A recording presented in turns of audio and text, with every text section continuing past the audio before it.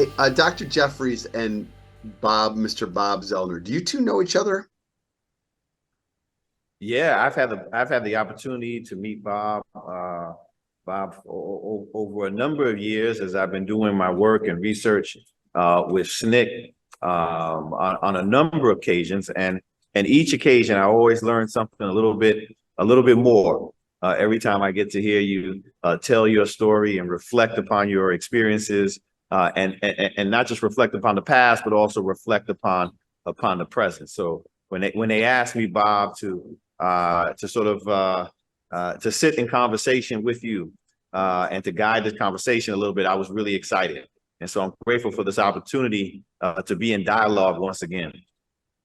I'm also very grateful to be in dialogue with you, sir, because my family started in Lowndes County. My mother and dad were married there in Fort Deposit. Ah, And the wedding ceremony was conducted by Dr. Bob Jones of Bob Jones College and later Bob Jones University. wow. And I'm named after Bob Jones. Ah, I love to talk about Lowndes County and the movement because I was in Atlanta in the research department during the time that the Black Panther Party was organized and the symbol was chosen and all that, because we were the research department over in SNCC in Atlanta, and whatever they needed in Lowndes County, we would get busy on it. And Jack Menace was very good in finding the legislation in Alabama and in the ancient racist history of the southern states to find that you could organize relatively simply a new political party. And that's the beginning of the Black Panther Party, Lowndes County. People don't often connect, as you just pointed out, the importance of research in organizing and in activism. It's not just that you show up with some energy, you have to tap into some expertise as well. And part of that partnership between local people and those who have the time and the ability and the expertise to research law and bring it to bear it is a key component of organizing, just as you said. And Jack Menace in that Atlanta research department, if you will, department of 1, 2, and 3, really demonstrates the power and the importance of that. But Bob, before we get to 1965, let's go back a little bit. So for those who are unfamiliar, the 2 or 3 people who may be watching who don't know who Bob Zellner is, member of SNCC, son of a minister, could you give us a little background as to who Bob Zellner was as a young person growing up in 1950s and into the 1960s? Yes, well, I thank you. I was a typical young Southerner, born and raised in L.A., Lower Alabama, and in fact, I'm glad to be on this teach-in in Florida because I'm a native of Florida. I was born in Jay, Florida, in 1939 during the Great Depression, because the Depression lasted a lot longer in South Alabama than it did in a lot other places in the country. But I'm a native of Florida and born in Jay, Florida, in Santa Rosa County, which was a sundown town. And when I was a child, I didn't know what that meant. But now, after extensive education in history and sociology, I know now what a sundown town is.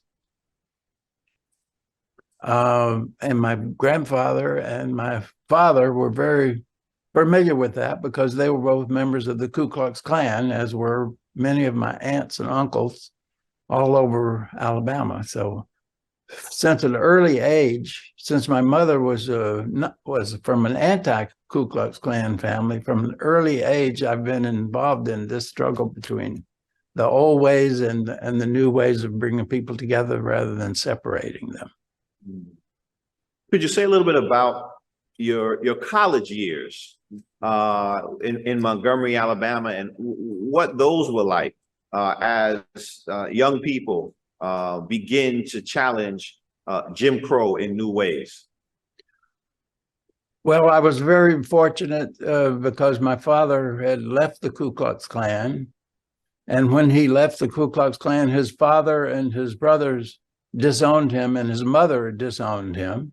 And his brothers never spoke to him again in his whole life. So I know that it was in order to break from this incredibly cancerous racist past, you have to take severe measures. And so when Daddy left the Ku Klux Klan, his father and his brothers, they all doubled down on their Klanism. It keeps coming back because of my four blood brothers, they all supported the civil rights movement. And finally, one of my brothers went back to the old way to become a Trump supporter and so forth. So the battle still goes on. But I was in a key position because I came up in a Klan-oriented family and a Klan-oriented culture and society. And I've seen it all the way from before school integration was even considered. And I remember how it was before Emmett Till was lynched and how it was afterwards. And I was extremely fortunate that the young Black women and men of SNCC accepted me as a member of SNCC, the Student Nonviolent Coordinating Committee. And the way you got to be accepted was you would, if you were in SNCC, we had to go to the most dangerous places. We had to go to Klan-infested places, and we had to destroy the fear of castration and lynching. So we said to all of the racists, no matter how bad you are or how far you are back in the Mississippi and Alabama woods, we're coming there. We're going to be there. And I've been very lucky to be in some of the frontline struggles of the last 50 or 60 years. And my next 20 years is going to be trying to deal with telling the story to young people because it's a great adventure. And you can be white and you can be a civil rights activist and you can survive. You know, one of those frontline places very early on in your work with within SNCC as a member of SNCC was in Greenwood, Mississippi. I've heard you share the story of that first time, or Macomb, Mississippi, and that first time you participate in a demonstration there. Would you mind sharing with us a little bit of that experience, just to show us remind us of what the stakes were then, because the stakes are high now too. He means Macomb. Yes, yes, Macomb in 1961. The SNCC staff had just actually come together, and the SNCC had never had, the Student Nonviolent Coordinating Committee had never had a full staff meeting. And Bob Moses was working over in Mississippi and Pike County and down in Macomb. And one of the first people to go down to attempt to register to vote was Herbert Lee. And after he attempted to register to vote, not to cast a vote, but just to register to vote, his next door neighbor, E.H. Hurst, who was a member of the Mississippi State Legislature, followed him to the Cotton Gin in Liberty, Mississippi, and shot him one time in the head, killing him instantly. And it was the high school students in Macomb, Mississippi, that during our first SNCC staff meeting in Macomb, they walked out of the Berglund High School and said, we're going down to City Hall and protest the murder of Herbert Lee and the expulsion of Brenda Travis and some of the other young high school students that had been on the Freedom Ride. So that was one of the early marches in the Deep South that was organized and led by high school students. And I was barely in my late teens or early 20s. And these young high school students had been in jail and had more experience in the civil rights movement than I did. But when I was beaten up on the steps of the town hall in Macomb, Mississippi, the New York Times had a front page article the next day that said the demonstration was led by Bob Zellner. And it was because I was the only white person in the demonstration. They thought, well, okay, there's the guy that masterminded the whole thing. And I was the greenest person there, but that was the way you got accepted in SNCC, was to go to the dangerous places and do what the local people were doing. And that's what we did. And that's the reason we prevailed. What do you see as some of the important lessons that come out of SNCC's work in places like Macomb, Mississippi? Well, some of the most important principles is that number one, you need to do your research in the beginning. You need to know what the area is like when you're going into an area. And you need to have a lot of discipline and training because we were going to be using the tactics and strategies of nonviolent direct action. And that takes a lot of training. I was a martial arts instructor when I was in college, but I was still unprepared to be a nonviolent warrior. So you had to have a lot of workshops and a lot of training. And so SNCC developed a lot of organizing tactics and strategies that were very successful. So nonviolence was one, and the other one was grassroots community organizing, and doing that in an interracial way. SNCC wanted to do its organizing in the same way that they wanted the society to be once they achieved their goals. So we had practice living a courageous life of nonviolent direct action, being trained in the discipline of nonviolence, and being trained in the importance of interracial work. And I think it was Claiborne Carson in his book, SNCC, the Struggle. SNCC and Struggle. In the third edition, in the introduction to the third edition, he asked in the introduction, when SNCC gave up grassroots community organizing and interracial work and nonviolence, what did they offer in exchange for those great weapons? And that was part of the history of the civil rights movement, that a lot of the work that was supposed to be done after SNCC became an all-Black organization didn't work out because of the combined effects of the COINTEL program and the direction that the movement was taking. So it's a marvelous history. It's complex, and it must be taught. So we have to be courageous in teaching it and challenging those who insist on it not being taught. What are some of the parallels that you see today between resistance to interracial organizing and bringing about an equitable world in 1960 and what we are combating in Florida and elsewhere, between those forces who are determined to deny basic civil rights and human rights to a range of populations and people? Well, that's a very penetrating question, and part of the answer is that we have to constantly redo the struggles that we've done before, because you can't just win a struggle and then say, okay, that's done. We're done for that. It's going to stay this way, because we have a freedom song that says freedom is a constant struggle. Anytime you win some free territory, the enemies are going to push back and take that territory back, and maybe more. So we're in a process now of what some historians call the third Reconstruction.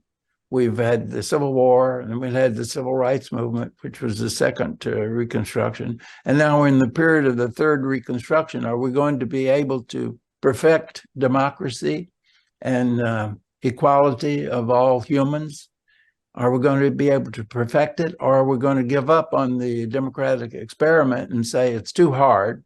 We need a dictator, and we're going to have a dictator and do away with the democracy. Well, a lot of our population is not willing to give away our democracy, and we're going to fight for it.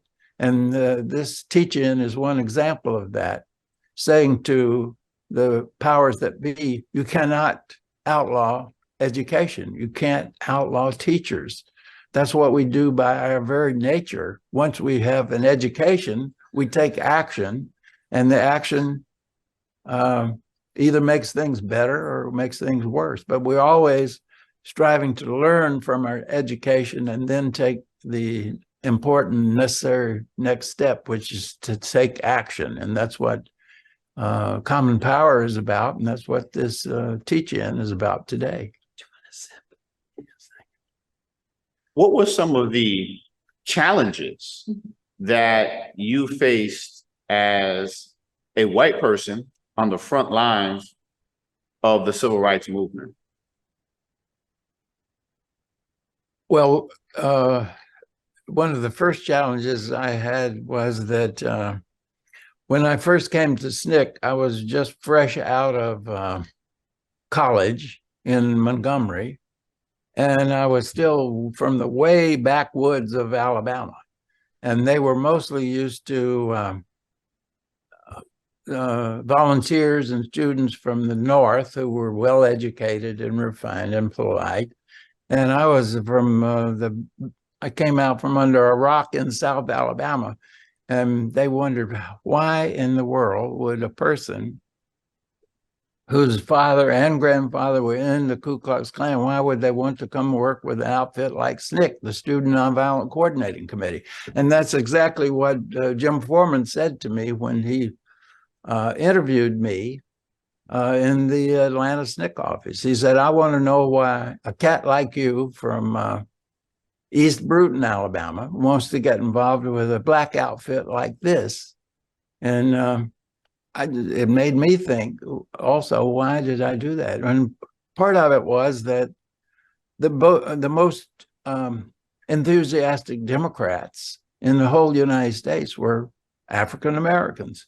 Had been mistreated so badly by our country all the way from the beginning that it was amazing that the most progressive demographic in our whole United States that honored education, that honored science, that was going in a positive forward direction of coming together rather than separating and falling apart.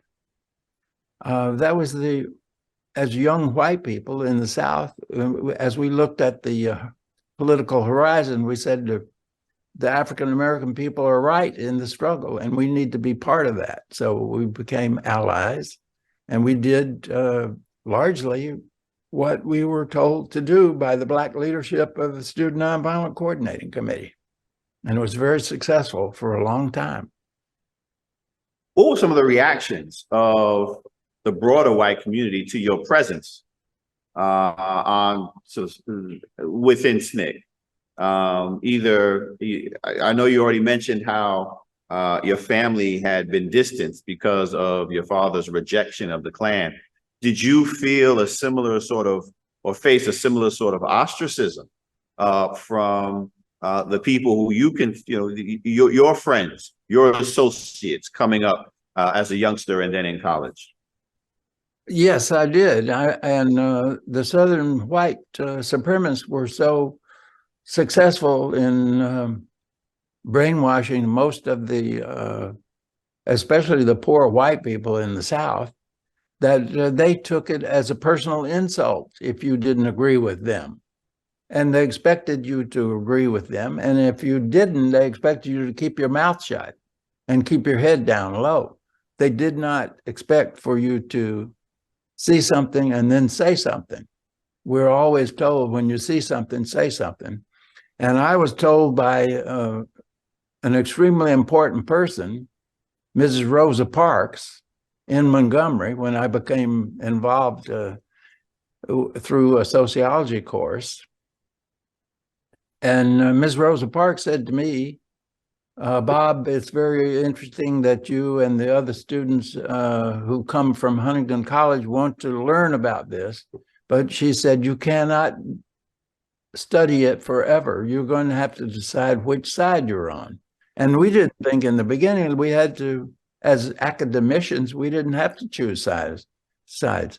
The academy told us that if you're going to be a history teacher or a sociologist or something, you're not supposed to choose up sides. But as a human being, you can't ignore what the evidence shows you, that one side is the side that is the best side, and a victory for them will be a victory for everybody. And the other side, if a victory for them, it means the end of democracy, end of all of the things that we said we were trying to do in this country. So it became a struggle with a lot of people who could see what side was correct, but still didn't have the intestinal fortitude to stand up and say, I see that, and I'm going to say something. I'm going to do something. I'm going to stand in a strong light and cast a sharp shadow. And I'll ask everybody around me to make a decision also. Like the old freedom song, which side are you on? You're saying that you have to choose a side. Then would you say then, certainly you just said then, but also now, does the same still apply today? I think it applies today even more because many of us thought that with the success of the civil rights movement, that the South would become more like the rest of the nation. But in a way, the rest of the nation has become more like the South. So now when we're talking about racism in the South and lynching in the South, we're really talking about the United States. And are we going to cleanse ourselves from this horrible disease that we inflicted upon ourselves through the genocide of the indigenous people who were here, and then centuries of slavery, and then other forms of slavery like convict leasing and sharecropping. And we're just so deeply stained. It's like we're covered with incredible filth, and we have to cleanse ourselves.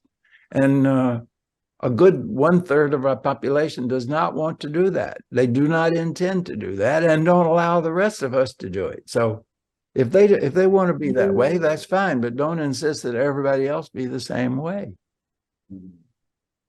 And what are some of the things, perhaps the lessons drawn from the civil rights era, that we could be doing in response to that desire to stay covered in that filth, as you said? You know, one of the things that one of the ways in which those who don't want this society to move forward, one of the things that they've done is target education, target teaching, of course, you know, sort of the history of African Americans, the African American freedom struggle, the civil rights movement in particular, the history that you lived through, the history that you helped write. So what are some of the things that you think we can do, you know, broadly, but then also in terms of education in the classroom to sort of free us, to cleanse us, as you said, from that which we've been carrying? Well, it's its own kind of craziness that we have demographic sections of our country that accept great sacrifices in order to be a teacher. You have to be dedicated. You have to have a vocation to be a teacher in this United States, and a nurse, and most of the professions that are mainly female. You have to be extremely dedicated to take up that profession. And why should we attack teachers? And why should we attack nurses when they want to organize and get better pay and better working conditions? We are attacking the people who are giving the most to our culture. And that is crazy. It won't work in the long run. One question that I'm asked quite frequently is, why is this happening? And why now? This idea of trying to roll back the clock, if you will, to silence teachers, to silence the critical study of the past. Do you have some thoughts as to why we find ourselves in this moment, in this time? Yes, I think that I do have some thoughts on that. And number one is I think there's a 1/3 of our voting population that has decided that power and wealth are the most important things, and they will do anything they need to do or have to do in order to keep power and wealth. Mm. And they're perfectly okay because we have a history in this country that you can easily practice succession and easily do treason against this country and be very quickly forgiven if it's on the basis of race or something like that. Because after the Civil War, wasn't very long afterwards that all of the representatives and all the senators from the southern states that had committed treason against the United States, they were reseated in their seats with full power. They were not only were they not investigated for trying to overthrow the government, they were welcomed back very quickly. And that's what they would like to see in the case now of January 6th, is they would, a lot of people in this country would say, okay, all is forgiven, guys. We understand that you were just a little overwrought that day, and you didn't really intend to overthrow the government. You didn't really intend to do away with democracy in our country. So come on back, no problem. And then if, God forbid, one of these anti-democracy people get elected president the next time, we're probably not going to survive 4 to 8 years of a president like that. You know, that's a hard truth for a lot of people to swallow, that our democracy is as fragile as it is, and that we stand on the precipice of losing it. What do you say to those who feel paralyzed, who want to do something, who don't like the direction that we're going in, but they feel paralyzed by that pessimism? Well, I think we should look at the things that are encouraging as well, because we did have some people in government that stood in the breach. The Speaker of the House at the time stood in the breach. The candidate for president stood in the breach, and we were able to stop this initial onslaught on our government. And a lot of it then devolved upon the civil service. People who had served as government employees for all their lives, and they continued to do their job the way they were supposed to do it. And we even had a vice president who agreed basically with the president, who was trying to hold on to power. We had a vice president that said, no, unfortunately, I don't have the power to stop this vote. All I am is an honorary person to announce what the vote was, and I'm going to do that. So we had people who were willing to put their lives and their honor at stake. And I think we're going to have more of that now that we see how precious and how fragile our democracy is. What do you say to those white people in our society who look at what's going on, particularly some of the groups that are being targeted by these measures, and they say, well, I'm not particularly. Tell him he's breaking up. You're breaking up. American history, so not having a band AP African American history. I don't really care about that. Can you hear me now? Is it a little better? I can hear you now, but I didn't hear what the question was. Okay, I was saying, what do you say to those white our white brothers and sisters who say that these measures that are being passed in Florida and elsewhere, that they don't affect me, that, you know, I'm not going to take an AP African American Studies course. I'm not going to benefit from diversity, equity, and inclusion classes. You know, I don't have any gay children, so not talking about it doesn't impact me. So what do you say to those white folk who you know, aren't hostile, but they don't feel that this is their fight? I say to them, let's have a discussion. Let's have a dialogue. And let's see whether or not what Dr. King said is true. And he said that an injustice anywhere is a threat to justice everywhere. Now, if that's not true, then they need to be able to make a case to me as an educated person why Dr. King is wrong and they are right, because I think Dr. King is correct. And I believe that if you, especially in a democracy, you can't have injustice over here to a large group of people, indigenous people, African Americans, immigrants, or whatever, and have all kinds of oppressive laws and practices against them and it not affect everybody else. Do you think that this is just an education issue? That this is a dispute over what should or should not be taught in the classroom? Or is this something more? Oh, this is something more than just a question of education.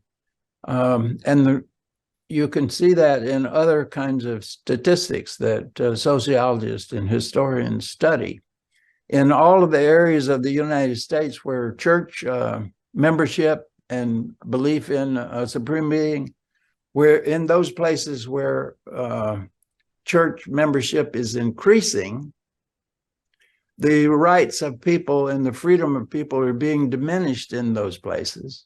And in the places where church membership is declining and membership and belief in a supreme being is declining, those are the places where progressive and humanitarian beliefs are rising and policies are being passed in those areas. So it means that the more Christian an area is, the more backward it's going to be, and that's not supposed to be. It's supposed to be the other way around. So we have to have a lens that people can look through history, and that lens is education. That's learning about all of our history of how we took possession of this country, where there was already people here, and we disregarded them and we just took all their wealth, and then we still disregard them. We have not had reparations against all the people and peoples that we owe reparations to. Your fellow SNCC member, Cortland Cox, used to say and continues to say that voting is necessary but insufficient. Necessary but insufficient. What do you take that to mean? Well, I think that I take that to mean that we need to expend a lot of effort getting people registered, and then we need to expend a lot of effort educating them and getting them out to vote. But that's not going to be enough. We also have to have a point of view, and we have to point in the direction of a good future for our country, not a future of genocide and concentration camps and expanded prison populations. That's a desolate landscape we're looking at the future. We want it to look a lot better. So I think that we still have a long struggle to go. And we have to do some things pretty fast, though, because if we don't do them fast, we're going to run out of time to correct them, like the climate. And the young people are the ones that are upset about that. knowledgeable about that, and they are going to vote and be mobilized in the next elections, which I think will save our country. You just mentioned young people, and I really have been encouraged by the number of young people who have been engaged in activism on a range of issues, from Black Lives Matter to, as you just mentioned, climate justice, to violence and gun violence in particular. What is your message to young people today who are moving into that kind of activist space and are trying to make and committed to making a difference in this world? What's your message to them? Well, part of my message to the young people, especially to Black Lives Matter activists, is that it's very reminiscent of the early days of SNCC, because when SNCC was at its most active, everybody was saying, oh, if you weren't causing all that trouble, things would be better. We'd be able to solve the racial problem faster, easier, and so forth. So the SNCC had very low popular opinion in those days, and Martin Luther King, who now has the only national holiday named for an individual, his approval rating was about 23, which is about like Fox News. So it's not, we were not very popular.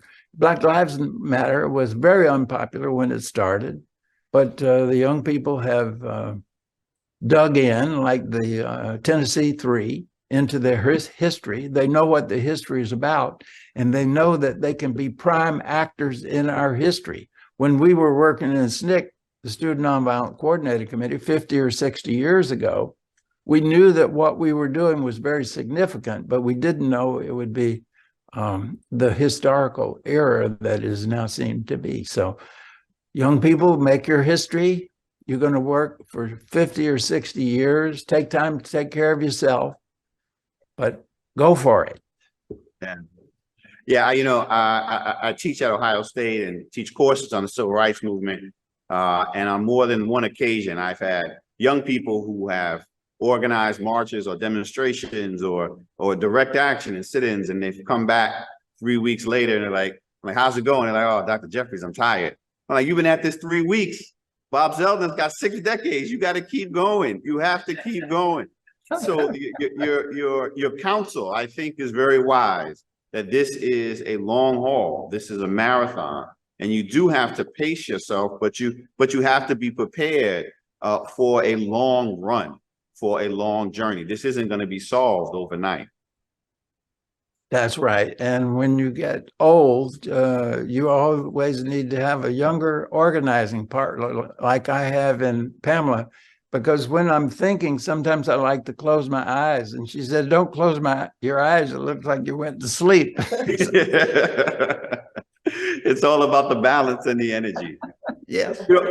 Bob, let me ask you this. So we are in for a number of reasons, a very interesting political moment where we have one political party, that the Republican Party in this instance, again, as Uhuru would say, I'm not being partisan, I'm just stating facts, that no longer appears to be committed to democracy.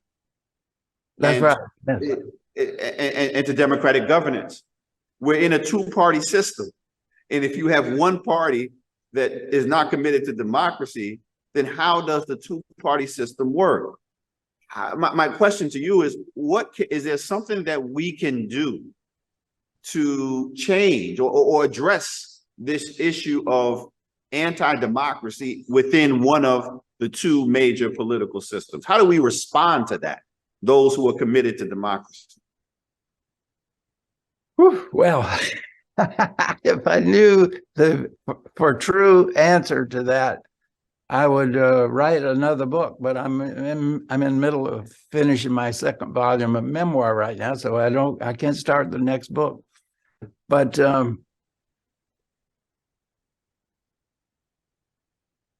I think we have to wait for the political process to play itself out. And I myself personally have accepted another point of view. and that is not to be political anymore, but try to be moral and do the right thing. And so I have a lot of relatives and friends who are still Trump believers. They're still racist that decent people wouldn't want to associate with. But I want to continue my association with them. So I have to deal with them on a one-to-one basis. And the way I do that is I see every individual as having some redeeming characteristic. We're not all, very few people can be all one way and not the other way. So we did a movie from my first memoir. It was called Son of the South. And one of the characters in there is Doc, who was a classmate of mine at Huntington College, and he was a Ku Klux Klansman. So we have him as one of the main characters in the movie, and he's not just a cardboard cutout of a thoroughly bad person, because he had a lot of good qualities. He was a medic in the Vietnam War, and he saved a lot of lives. So he had some good aspects to him, but he was also a dedicated Klansman. And so what I try to do is to relate to the best that's in the individual, and then struggle with them because sometimes we agree on more things than we disagree on. So we can still be allies and partners on those parts that we agree on. And then we can continue to struggle on the parts that we don't agree on. And I find that is a long-term way of converting people. And I've had a lot of people who were in the Ku Klux Klan who come to me, and maybe I've known them in the past or worked with them in some way.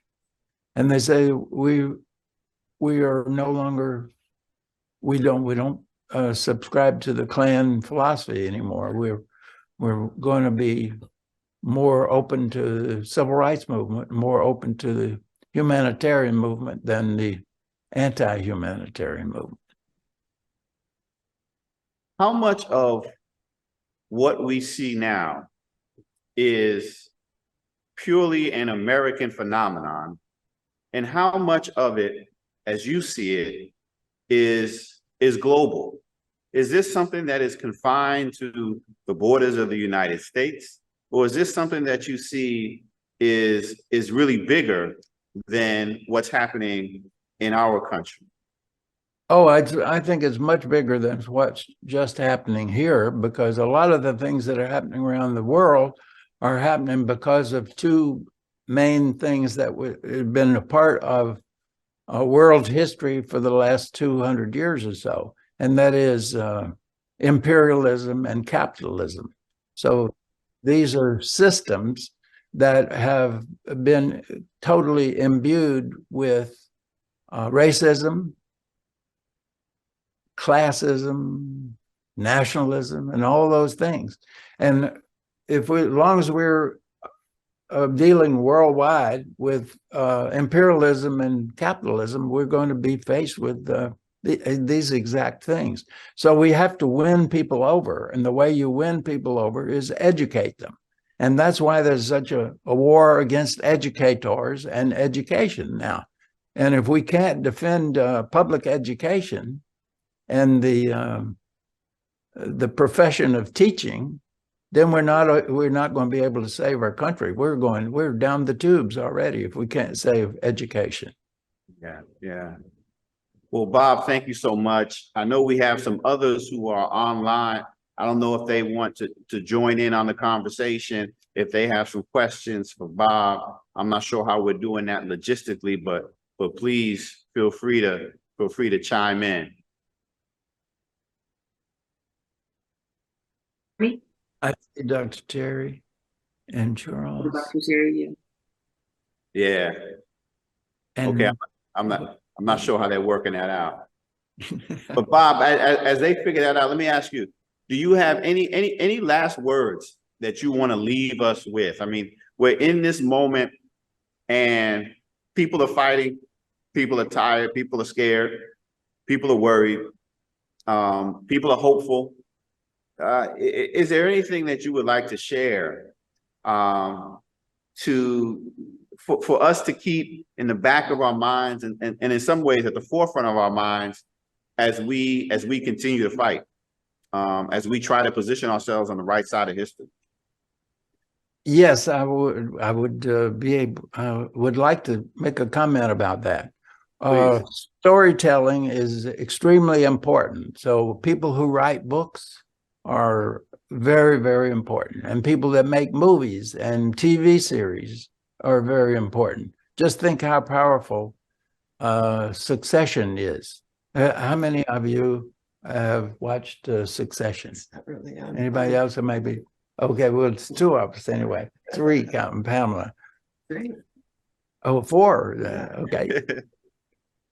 But there's such an obsession over the power of TV and movies.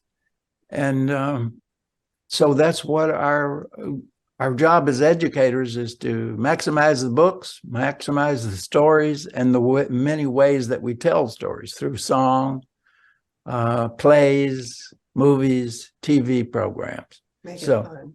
and Make it fun. and make it fun and make it adventurous. So, and I've seen some movies about the civil rights movement that were just too dry. They were just kind of preaching instead of having wonderful stories that make a point. So we all, as educators and as artists, we all have a responsibility to continue to work as long as we can and hope for the best. And the other thing that I have, John, I don't have my beads on, but I have explored different spiritual and religious paths. And recently I have joined the Baha'i faith. I don't know if people know about the Baha'i faith, but it's a worldwide faith system that has racial justice at the very center of the religion. So if anybody is discouraged with their Methodist or Baptist or Catholic past, there's a way that you can start exploring the Baha'i religion. And I'm so new at it, I can't tell much about it, but it makes sense to me, and I'm able to be spiritual and still be political, because we should be relating to each other as moral human beings, not as partisan politicians. It strikes me, Bob, that that spirituality has always played an important role in your activism. Is that true? Is that safe to say? Yes, that is very safe to say, because part of my decision to become a part of SNCC, the Student Nonviolent Coordinating Committee, is because of the preaching of my father, who, once he left the Ku Klux Klan, he became a Methodist minister, and he preached what he called the social gospel. And he said that if you follow Jesus and you do whatever Jesus wanted you to do, you're going to be a moral person, you're going to be a good person. And now it seems that's been turned on its head, because so many Christian fundamentalist evangelicals decided we'll compromise with this amount of evil over there in order to get this amount of good over here. And I don't think that's the way you work with the devil. You say, devil, get behind me. Don't be in front of me. One of the things that you just pointed out that has been, I think, disturbing, certainly for me, I'll speak for myself, is the way in which Christianity has been weaponized by those who are promulgating hate. Yeah. But that's also not anything new. You talk about the roots that your family have and the connections to the Klan. I mean, we saw the same thing with the weaponization of Christianity towards hate then, and the way it's been used today. Is there a way for us to engage with those who are willing to use Christianity in that particular way? How should we approach them who are hiding behind Jesus, who are hiding behind their faith, as a way to direct hate towards others. With curiosity. Well, yes, with curiosity, and that would be to be very curious about their motivations and sit down and commune with them. And the other thing would be to contrast your goals. Ask what is the goal that you have as a Christian, and then your goal also as a human being.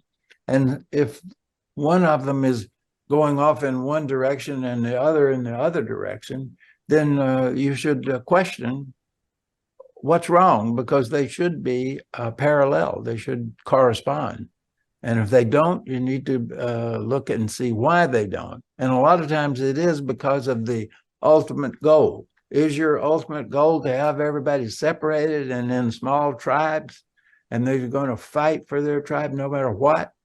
Or are we going to have large groups of people in community dealing with each other with love and respect and democracy? Love and respect and democracy. I think that is a wonderful way for us to wrap up this portion of the conversation and discussion between yourself and myself. So I want to say I teach at the Ohio State University. Ohio State. That's the official title. That's on the check. So as long as it's on the checks, I got to say it. But I want to thank the Bob Zellner for joining me and allowing me to be a part of this conversation with you. But I'm going to open it up now. So don't stay on. My instructions are to make sure you stay on. I will. I'm going to open it up now to my friends and colleagues who are also on virtually. But I want to say thank you, Bob, for sharing this hour with me. It was really an honor and a pleasure. Thank you. I looked forward to it, and it lived up to all my expectations. Thank you. Thanks, Hassan. Can you all hear us? Oh, wait, where's our microphone? We don't have the mic. But can you guys hear us right now? You Oh, you they don't can need hear us. the mic. Okay. Okay, Yeah, so sure. Hassan, we're going to ask you in a moment to come and join us in the sanctuary if you want to get situated and get ready for that. Go ahead. That would be Go great. ahead, take a break. Yeah. We see Bob Zellner's in a suit, I know. and that means we have to really treat this like a special occasion, Bob. So Terry and I are going to look at this. His head's cocked to the side. I know. Hi, Bob. I have blue jeans on. You can't see that. It's not a secret. We just Whoops. We just lost somebody. Yeah, I know. Must not be important people. Am I still on? Can you see me? Yes, we can see. Okay. Yeah, I'm not. We may have lost the signal where they were. That's happened when they get to talking. Sometimes somebody don't want to hear them, and we lose it. But they may be coming back right now. Okay, we got them back. I'm back. So is everybody live? Who can the viewing audience see? All of us? 4 people right here. 4 people. Oh, they're coming. They're coming. All of us. All of us? We're coming. Okay. Half a dozen of us. Half a dozen of us. Okay, that's great. Bob, so for those of you out there, you've heard us talk a lot about learning tours. We do our educator learning tours. We do learning tours for volunteers who are on the ground. We do a number of them, and Bob is with us. Bob and his incredible wife, Miss Pam Smith-Zellner, who is a civil rights hero in her own rights, who has pushed for many years to make sure that marginalized women are accepted into the folds of acceptable and outstanding maternal care. Welcome. We have the honor of being able to travel with them and learn from them almost every month. So this is beautiful to see you all right now. And we want to thank you so much for joining us. Bob, what was going on in the chat when you were talking was Bob is on fire. Oh, Yeah. Oh, that could be dangerous, or if we're using it in metaphorical terms, it could be good. Metaphorical. it's always dangerous in the best terms, Bob. It's always dangerous in the best terms. Unless he's in the kitchen. Okay. You know what? I haven't had any of Bob's cooking, but I look forward to that moment. That's on my to-do list. All come down. We've got a big backyard, and we've got a A grill. A grill. A grill. Ooh, nice. You Bob, better- before you do leave us, I just want to share something that you taught me many years ago. I remember when I met you several years ago, you said to me, in the work that you do, when you are trying to be in service to others, like what we're trying to do, you said, always make sure that your children are involved in it, that you take them as much as you can so that they can learn from what you're doing. And I have never forgotten that. And I've put that into practice. And I just want to say that right now so that people who are watching can take that and apply that to their own lives. So thank you. I love that. And I want to say that having your family with you in general and seeing the two of you Yes. work together continuously, it helps me to bring my family, my partner along with me. And it feels really, really good about that. And I think, because I think society will tell us like, hey, you got to keep this separate. This has got to be over here and this has got to be over here. And I promise you that the only reason why Terry and I are able to do this as much as we are is because we bring our loved ones with us. You two are an example of that. So thank you. Yeah. Thank you. Okay. Thank you all. We'll see you soon. Yeah, we will see them. We will see them We'll soon. see you soon, probably sooner than we think. Maybe in 2 weeks. I don't know. It's probably another learning tour coming around the corner. If not, we'll have you up to Seattle and Maryland and both or something. Yeah, they were just in Maryland a few weeks ago speaking to high school students. With you? Yeah. Yeah. You got to see them. Oh, you didn't know that? Yes, they came to That's FCC. not Yes. fair. So here's the thing. The way that the school districts are functioning in places like Florida, it doesn't have to be that way. I feel lucky enough to live in a school district, Frederick County Public Schools in Maryland, where they just implemented an African American Studies course. Whoa. And where they brought Bob Zellner and Pamela Smith Zellner to Frederick just a few weeks ago to teach children how to be champions for change. Whoa. Well, okay, so here's the part she's not saying, okay? That school district is lucky enough to have one Dr. Terry Ann Scott who pushes them to be their best selves, implement that kind of curriculum, tell them how to do it and who to bring to help them along the way. So let me just point that out. You got to be Generous. accurate. Anyway, They're a we got to great get team. y'all up to Seattle. There you go. Thank That's you. right. Thank you for joining us tonight. You got anything, any closing remarks? Any closing remarks? Rise up. Just rise up. Young people will be the future.